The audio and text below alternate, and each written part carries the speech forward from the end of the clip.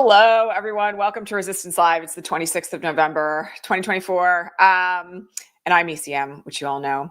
We have to talk today about the issue of outrage farming because I have mentioned it several times here in passing on the broadcast. And one of the things that seems to be happening right now, and I can only say that I think this is because so many of us are still dealing with like grief, anger, despair about the election results, is that I'm seeing right up front and center on our Patreon feed and elsewhere on Blue Sky, on Threads, and unfortunately being fed by certain media organizations on our side of the fence, an enormous amount of like panic, fear, distraction, worry about things that are not actually worth that emotional investment.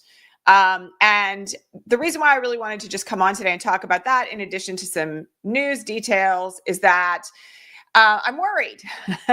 I'm worried about the impact of all this, like, oh my God, my hair is on fire kind of marketing that we're seeing on YouTube and actually even in mainstream news, right? Some of our former favorites have taken to making, like, you know, their entire A block a like set your hair on fire kind of moment. And then the end result of that is that people like me who are here trying to do like really good organizing, mobilizing work, helping you guys find stability in really difficult times, end up having to deal with the fallout and the blowback of that. So I want to talk about it a little bit today because I want you all to be able to recognize it when you see it. And I also want to talk about it because honestly, the thing about outrage farming and rage baiting and things like that is that they actually work in service to Trump and the far right. And maybe I should just start there and kind of explain why, okay? I think those of you who've been here for a while understand this, but when you are dysregulated, when you're running around like, oh my God, why isn't anybody calling for mass recounts because this crazy person wrote a letter, and even though people are telling me that that guy has no merit and that he's been claiming all the elections are stolen since 2004, I'm still freaked out. Why isn't anybody doing anything? Okay, when you're in that mindset, what you're not doing is focusing on real work that actually moves the needle of democracy, okay? Meaning like local community-based organizing. And we're going to talk a little bit more about that today as well. Or when you are listening to a podcast on our side of the fence where someone is on there saying the entirety of the federal government is a transnational conspiracy and Merrick Garland was working in service of Donald Trump. Okay. When you're listening to stuff like that, you're being fed disinformation, even when it comes from like big names. And so we need to really have a moment of coming to terms with the way in which the media ecosphere has been built this way. All right. So we're going to get to that. Before I do that, let me just do this for all of our visually challenged viewers, because we have quite a few. Today, I'm wearing a big, fluffy turtleneck sweater that is like cream colored. My hair is down. I am a pink-skinned, green-eyed, dirty, blonde-haired woman. I'm in my office in front of an oak cabinet and a plant. And my pronouns are she, her, which I often forget to say, but I think our longtime viewers know that. And I am coming to you from occupied Muncie, Lenape, and Mohican land. So let's just talk about how we ended up in this place where influencers and now mainstream media do these things that are designed to scare us. All right. Because I want everybody to really like get it. Okay. For those of you who don't understand the way that things work here on YouTube, let me give you a little bit of a primer on this. All right. And how this has infected the mainstream media, like news cycles. Okay. So here on YouTube, one of the ways in which you make money is on the basis of ad revenue. And you cannot make money on YouTube until you have 1,000 subscribers. And then there are ways to quote unquote game the algorithm here on YouTube to get your videos in front of more people. All right. And if one of the things that people may not understand is that a lot of these big early YouTubers like Mr. Beast or Casey Neistat, they started out with things that were like, look at this insanely outrageous thing that I've done. Let me take you on the most expensive plane flight in history, right? Let me bring you on board an $8 billion yacht, okay? That's one of the ways in which YouTube began, right? And a lot of people made a huge amount of money on things that were designed to be like, wow, let me focus my attention over here, okay? One of the things that meant was that as the YouTube algorithm got built, it started feeding things that other people were watching a lot into other people's feeds. And that built expansion. All right. Now, here's where this gets problematic. All right.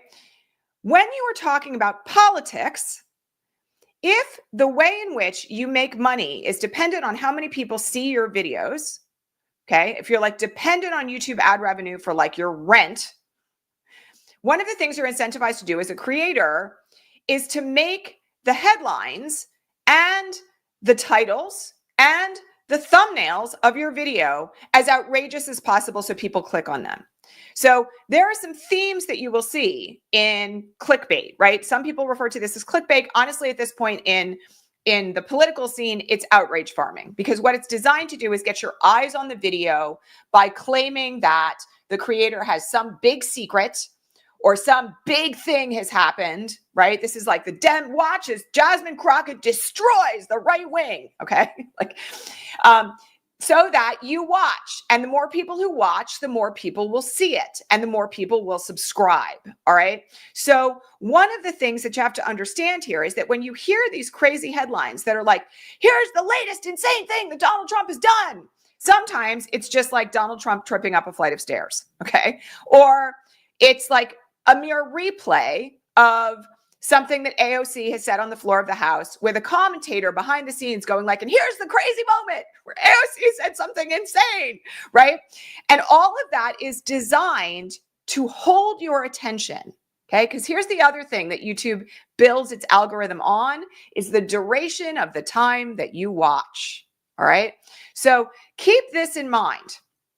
The more outrageous it sounds in the headline, in the thumbnail, in the title, and the more crazy a commentator makes it during the video, the longer people are going to watch. But now let's take a step back and the more money the creator is going to make, which is like one of the key features of this, okay?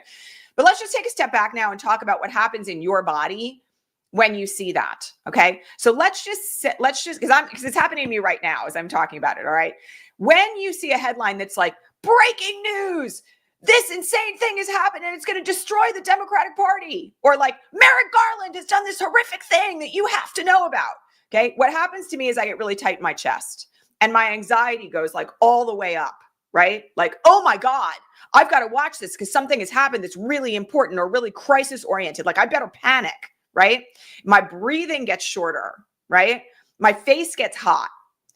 And all of that is intentional because one of the things that the algorithms have figured out, and not just on YouTube, on places like Facebook where they amplify certain posts and don't amplify others, is that the more outraged you feel, the longer you will watch, the more likely you are to click. Okay, now let's talk about how this has carried over into broadcast news. So as you know, this methodology and this means of making money became more popular, one of the things that you probably observed is that like MSNBC has a YouTube channel. Okay. They've also got a blog that has a lot of advertising on it for every single anchor over there. And one of the things that they realized was that for them to hold viewers, they also had to make their headlines outrageous. Some of our best known and followed people historically, like I said at the top, will now spend a half an hour of an hour-long broadcast reporting on something that like literally does nothing but terrify you. All right. There's not anything you can do to change it. There's not anything you can do to influence it fundamentally in most circumstances. There's no solutions offered, by the way, with any of these folks. Nobody who's out here doing this outrage farming is saying, by the way, here's what you need to do to like help ameliorate this, or here's an idea of how you can help people feel better, or here's a way in which you can be of service in your own community, or here's how to organize so that people don't die, right? They're in it for the money. Okay. And so one of the things that we all have to think about in terms of how we consume information right now is this, okay? Like, is what you're clicking on something that is going to be in service of your mental health, democracy, and what you need to do to be a part of the solution? Those are like the three things that I really want everybody to be asking. Okay. And I know there are people here who have been around for a long time who are used to like I'm seeing some of this in the comments, this thing about if it bleeds, it leads, right? That's the old expression from like mainstream news, back when we were all watching news at 6 p.m. in our living rooms and there were only like 4 channels on the television, okay? This is something way more extreme than that. This is actually designed to trigger algorithms that most of us don't even think about, to put more outrageous stuff in front of our eyes to get money off of it, all right? Like, it's literally a cycle that also, by the way, breeds disinformation. All right. This is another, and you all know, like, disinformation has been a huge topic. We have a course on it of discussion inside the Gaia Leadership Project. In fact, I can just put the banner up if you guys want to know how to access it, because it's still available on demand. Truth or fiction, right down here, right? You can learn how to build a media filter so that you're not as subjected to this stuff. But let me just say, like, one really major thing about this that, like, truly worries me now. Okay. Every day now, I come on to the Patreon feed, where a lot of you have been hanging out with me for like 6 or 7 years. You know, broadcast has been for 8 years. Some of you have been on the Patreon feed for like at least 6 or 6.5. And there's like a bunch of comments from people that are like, why are we not calling for a mass recall of the election? Okay. Why have we not, you know, how come no one is talking about this particular person who's been interviewed on this particular podcast? Because it's unreliable. Okay. And because you are being played. Like, you're being used for revenue. This is true, by the way, for podcasts too, because the more people who listen to them, many of you may not know this, the way podcast hosts make money is based on something called CPM, which is a measurement. Actually, that's YouTube. Something on it's actually the number of downloads. Okay. So the more people who listen to a podcast, the more advertisers are willing to pay the podcast host. All right. CPM is the standard on YouTube, which is very similar, by the way. It's like based on how many views you have per meal. Okay. It's a very similar metric in podcasting, but podcasters have similar incentives, right? They want to make as much money as they possibly can from their advertisers. How do they do that? By getting as many downloads as possible. And how do they get downloads? By putting outrageous things on the air. Okay. And it doesn't have to be outrageous things that are like all horrible, right? But in a lot of instances, it's actually stuff that really isn't necessary for your well-being. All right. You want to go listen to a podcast, like, you know, about how to meditate in the morning to manage your mental health. Like, I'm not going to say you shouldn't do that, but I am going to warn you that a lot of the politics right now, a lot of the political podcasts, the political broadcasts, the political YouTube channels are out here doing nothing but this, nothing but it. Okay. And the cycle of this, also from the creator standpoint, which everyone should be aware of, is that once you're in a cycle where your YouTube channel is making you, and mine does not, I always have to say this every time, but a lot of these creators that you guys co-follow with me, right, who have like, you know, 200,000 subscribers or 3.5 million subscribers, they're making like hundreds of thousands of dollars a month off of ad revenue. Mine doesn't cover my grocery bill. Okay. But people with that many subscribers are making so much money that they are incentivized to keep making things ever more outrageous because it makes them more money when they do it. All right. And who pays the price for this? The audience. Anybody in the audience. Okay. And again, one of the things that I want you to be thoughtful about here is when you are watching something, if you start to have that physical and emotional reaction, ask yourself if it's worth your while to continue watching it. Ask yourself if what you're watching is giving you information you can use, or is it literally just scaring you or upsetting you or giving you a dopamine hit? In which case, like, there are a lot of other better ways to go get your dopamine, you know, like taking a nap with your dog, which I did this morning, actually, you know, reading a book, okay, which I also did this morning, finding ways to be present with your friends and family. All right. And the thing that I want everyone to grasp that really is like the most important part of where we are right now in this window between the election and the inauguration is that if you are spending all of your time outraged and flipping out about the latest breaking news or calling for a recount when even people like Mark Elias are not calling for a recount, you are actually off track for what we need to be focused on right now in this incredibly short window of time. All right. So let me just take a moment before we get to some news to just talk about like one thing that is very deeply strategy based right now, because I think a lot of people there's this sense of somebody do something, right? And I think that's driving a lot of this stuff. Like, I'm really uncomfortable and scared about what's coming. Somebody do something. All right. the reality of where we sit right now is like the somebody is us. And I've said this many, many times since the election itself, like we're the people we're waiting for. No one's coming to save us. There's not going to be some white knight swooping in on a horse who's going to make this all better. Okay. This morning, I spent some time reading Jimmy Dunson's book, which I've read before, which is called Building Power While the Lights Are Out.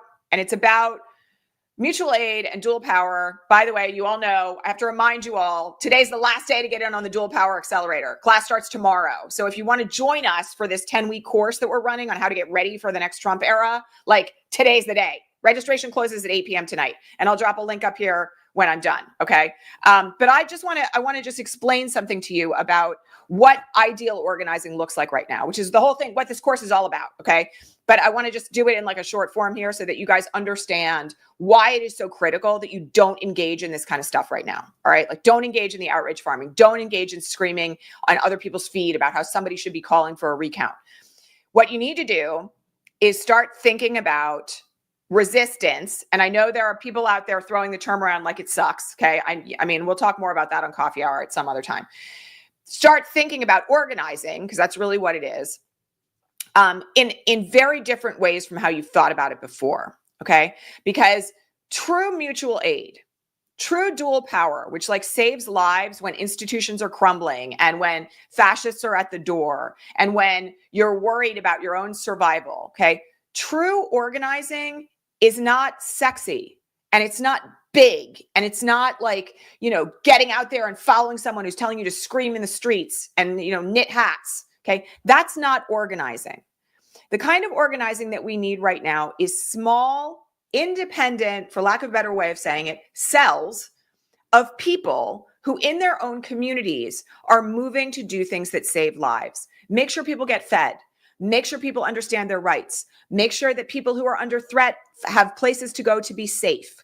Make sure that people understand that they've got each other's backs and that there are ways to disrupt in community, to stop people who are coming in to like round people up, right?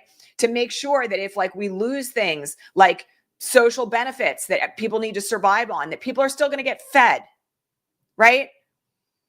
That's where, honestly, like this is the thing that I keep trying to convey here that I think people aren't getting, okay? True organizing, like real organizing for safety and survival right now is not about somebody standing up and saying, everybody into the streets to make a lot of noise, right? It's not about like, somebody do a recount so I can feel better about the horror state of American democracy. It's not that, okay? Real organizing is about acting from a place of love and care for the people around you. Getting connected with people like one-on-one and in small groups. Figuring out how to share resources, right? Figuring out how to share things like food or clothing if you need it. What's going to happen when these tariffs go into place if Trump is president? I'm going to remind you he's not president yet. Everybody's acting like it, but he's not. The tariffs announcement is irrelevant right now, okay? But if people need it, you want to make sure that people are available in your own community to help out people who are suffering. Like, that's really what it's all about. Like, you want to know how we're going to get through this is by having like people organized in their own communities who can then be mobilized when it's necessary to do bigger things. But the real critical feature of this kind of organizing and the difference that it can make is that you cannot do it if you are spending every waking minute being outraged in front of a screen. Okay, you can't. And there's maybe never been a more critical moment in American history. I can think of a few that might compare, but where it's been this important to take the window of time that, thank the gods, we have been gifted between like the Biden administration and Donald Trump and all the horrible things that we know are coming, to use that time wisely, to use it to actually figure out like who your neighbors are and what they're going to need. Who are the people in your community who are already hungry? Like I think I mentioned this yesterday. Maybe I didn't. On Sunday, I had to take my kids to this event and I drove past our local food bank. Okay. And yes, it's the Sunday before Thanksgiving, but I'm going to tell you something. That line was long. That line was long. And I live in a community that's like essentially a New York City suburb. And like, I'm not kidding. There was probably 150 people in that line waiting for food. Okay. Times are already hard on people. And one of the things that people need to be like truly thinking about right now is not like, why aren't people calling for a recount in Pennsylvania? but how am I going to make sure people in my own community stay alive?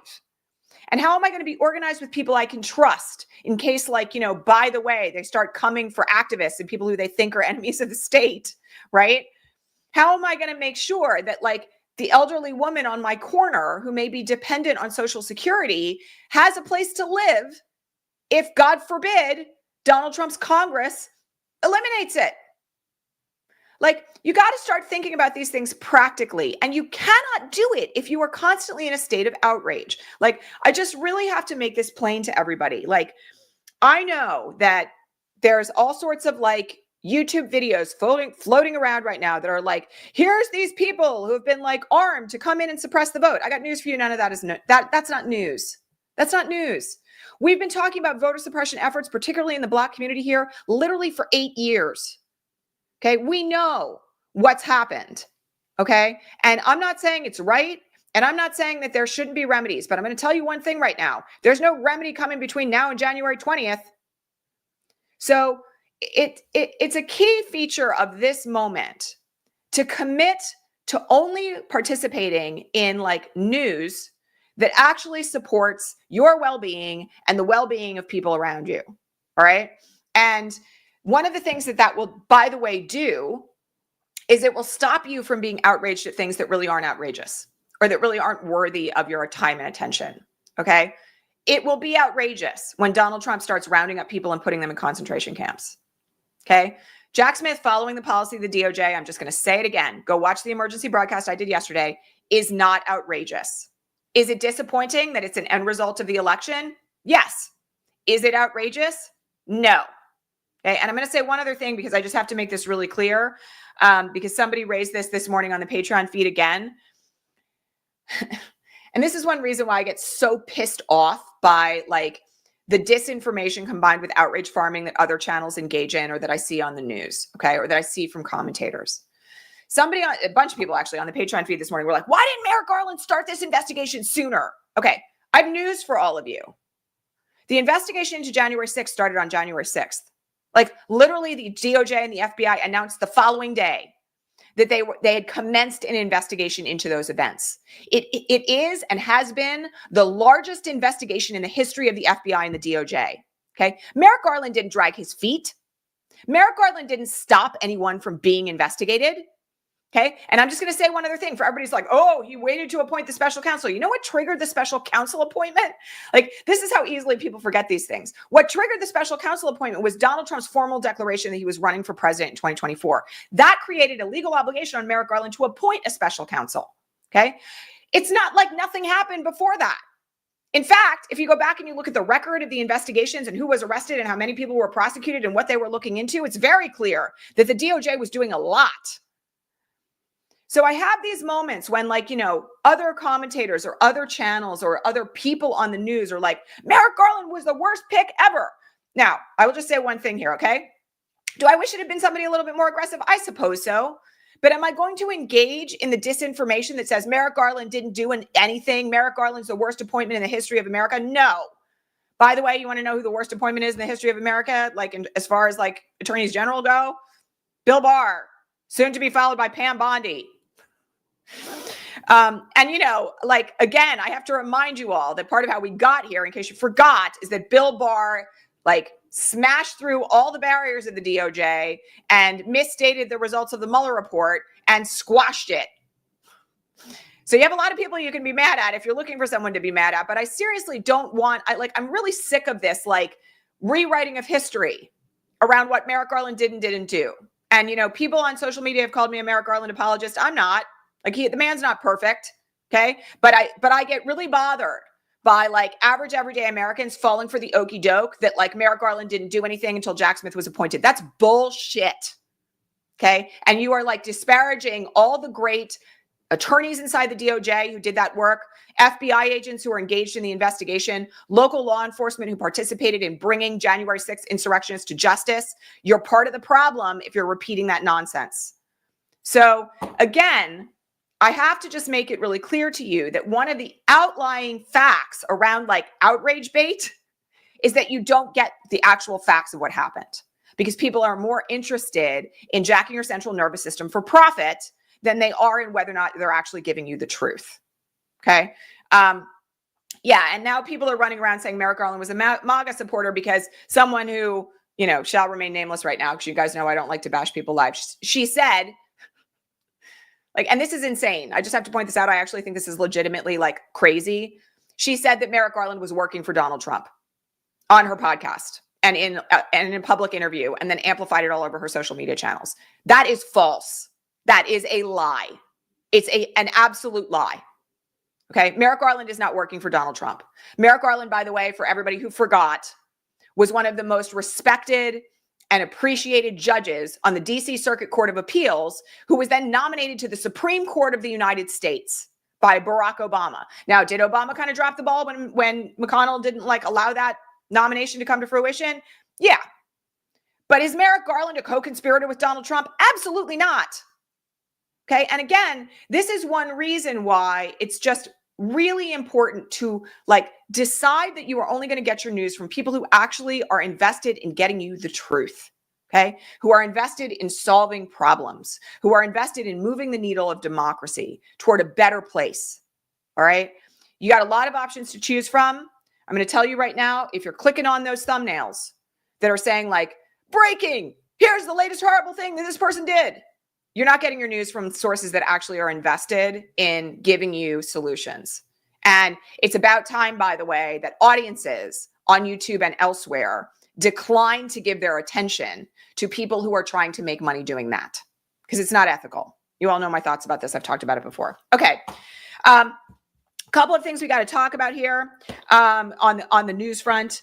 We had a very big win this morning. I'm so excited about this one because this is like the district over from my old district in California. Derek Tran has defeated Michelle Steele in the California 45. Michelle Steele was one of like the biggest Trump voters in Congress, very far right, always voted with the Freedom Caucus, essentially like a terrible representative for that district. Derek Tran has won by like a handful of votes. Like, I haven't looked at the final results, but he was up by like, you know, something like 45, 49 votes the last time I checked. He has won. All right. The slimmer the majority in the House, the harder it's going to be for the Republicans to get anything done. So this is very, very good news this morning. Okay. Also, I want to just like make one comment here that I think is worth like repeating. Okay. Which is that there's been an enormous amount of coverage of tariffs in the last 24 hours because Trump put out this thing on Truth Social that he was going to insist on 15 to 20% tariffs on all goods incoming from Canada and Mexico until they stopped. I have to laugh so like I don't cry, right? Until they stopped like the flood of illegal immigrants, right? We all know that's a lie. And fentanyl from coming over the border. Okay, like let's just like observe a couple of facts about this. Okay, like I don't know, I wasn't aware that there was any crisis at the northern border, but apparently there is. According to Donald Trump, at least. That's like, by the way, not true. He's also claiming there's now a caravan headed in from Mexico. So we all should be like prepared for that. 25%. Yes, 25% tariffs, not 15 to 20. And then the question is, well, like, who's going to measure when like all the allegedly illegal immigrants who are coming over have declined to a level where the tariffs aren't necessary? Who's going to measure the fentanyl? And then I have to point out like the most critical feature of this, which I think everybody already knows because I mentioned it yesterday, but let me just repeat it again. The tariffs on these goods are not paid by Canada or Mexico. They're paid by us. Like the tariffs are paid by us. So this is your reminder. Like I know it's Black Friday week and all that kind of stuff. Like if you need anything like electronics, like you need to replace your phone, you need a new laptop, right? You need any goods that are like being imported from China or Canada or Mexico. Like now would be, and by the way, I just have to point something out. Somebody did a grid yesterday on Blue Sky. This was fascinating about the predominant imports from Mexico into the United States. Electronics, like the highest import from Mexico is electronics. So like, if you think you're going to need any of the, like those replacement things, like in the next couple of years, I would think about getting them now. Like, I'm actually considering like upgrading my phone, even though it's only like a year and a half old, and doing the same for my kids because, you know, it's a moment where prices are going to jump like dramatically as soon as Trump's in office and he starts doing this, okay? I will also just mention one other thing. This morning, the president of Mexico, Claudia Sheinbaum, newly elected first woman president of Mexico, had said that if Trump does this, she's going to impose 20% tariffs on everything coming or 25% tariffs on everything coming in from the United States. So we're going to have a trade war, like a world like trade war, which will be fun. Okay. Again, like those of you who are on the Patreon feed know that we've been talking on Progressive Coffee Hour a little bit about how to prepare for what's coming here logistically. And we'll spend some more time doing that on Coffee Hour this Saturday if people are interested in doing that. So don't forget that you can kind of, if you're not a member over there, you can join us at patreon.com/resistancelive and you get an extra broadcast every week in the form of Progressive Coffee Hour. So, you know, prepare for that. Okay. Final thing that I just wanted to talk about today is Chuck Schumer. Because speaking of outrage and disinformation, I'm a little fed up today, you guys, in case you couldn't tell. Lots of people are screaming about the fact that Chuck Schumer made a deal with Republicans where he gave up 4 appellate court appointments in exchange. Nobody knows what it's in exchange for because none of the people reporting on this are saying it. In exchange for triple the amount of district court judges. Okay, so let me explain something to all of you about the facts here, okay? That they do not have the votes in the currently Democratic-controlled Senate to fill the 4 appellate judge seats. They don't have the votes. Chuck Schumer's office has actually said this. They do not have the votes to appoint the judges, okay? 2 of those seats apparently aren't even vacant yet. So the idea that these 4 appellate seats were going to be filled in advance of the inaugural is false. Okay, so he gave away something that they couldn't get anyway in exchange for no opposition to triple the number of district court judge seats, which, by the way, are lifetime appointments. So more than 12 district court judge appointments by President Biden. That's actually a very good deal. And, you know, there are a lot of folks running around right now saying like, Schumer sucks. He's not of the moment. Can't believe he made this deal. Like, you have to understand the facts. You have to understand the facts because this yet again is another thing that like you don't need to be outraged about. Personally, I'm really glad, honestly, that they're pushing through as many judges as they are between now and January 20th. But also, please understand, there's like nothing, honestly, that could have been done about filling these appellate court seats, apparently, because like 2 of them aren't vacant yet and the other 2 didn't have like enough votes to confirm.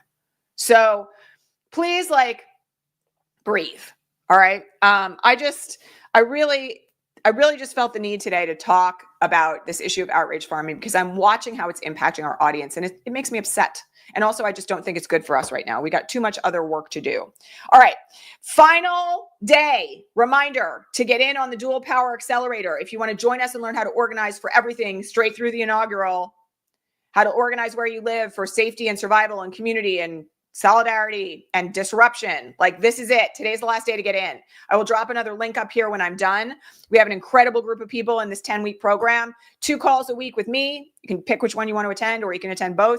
We've got live content dropping like tomorrow. There's going to be weekly modules dropping every week. We take a week off for the holidays. And you've got a great community, private, secure online community, not on Facebook or any meta platform, like totally separate, very secure, and lots of bonuses. So I truly encourage you to get in on that. If you're interested in making a difference where you live, and if you're interested in getting ready for what's coming, like this is it. Today's the day. Registration closes at 8 p.m. Eastern. All right. Please get in on it. And in the interim, if you could like this broadcast, don't forget to subscribe here. Make sure you hit that bell so you know every time I go live. And I will be back here tomorrow. We will be off for the Thanksgiving holiday on Thursday and Friday. But as I mentioned, there will be a Progressive Coffee Hour this weekend for our Patreon subscribers at patreon.com/resistancelive. And I will see everybody here tomorrow at regular time. All right. Enjoy the rest of your Tuesday. I'll catch you soon. All right. Bye.